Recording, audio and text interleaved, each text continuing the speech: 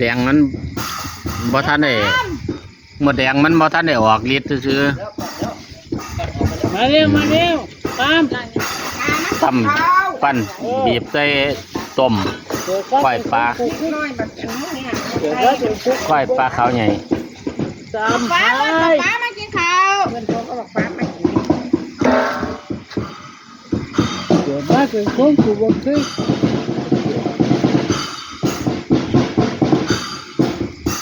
เจ้าไม่ได้ถูกบอกไม่หมู เดี๋ยวนี้อันเชียงสูบน้ำติดแล้วบ่ได้ขึ้นยากแล้วบัด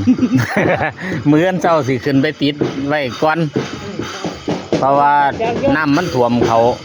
ต้องเลี้ยง ท่วมก็ท่วมสองห้องนั่นเด้บ่แม่นว่าท่วมหลายเด้ท่วมสองห้อง ต้องฟังหน่อยสิ แม่น เอาจักเลยต้องเลี้ยงไอ้วัดตายเหมือนกันแหละ จะว่าตายดอกไอ้ปุ่ม เจ้าตายยากขึ้นยังเนี่ย เจ้าตายหนัก โอ้จำได้แล้ว ขนมใส่หัวแดงยังไม่ตายเลย ต้องเลี้ยงเหมือนมั้ยต้องเลี้ยงน่าอยู่ใช่นี่ ไม่พอดีไปส่งแล้วมาเป็นธุระโครงการนี่อย่างนี้เลย มึงเอาไปยกรถกูมึงไง เห็นมันธุระโครงการยังอยู่ไปส่งไม่เห็นเบียกไฟดิ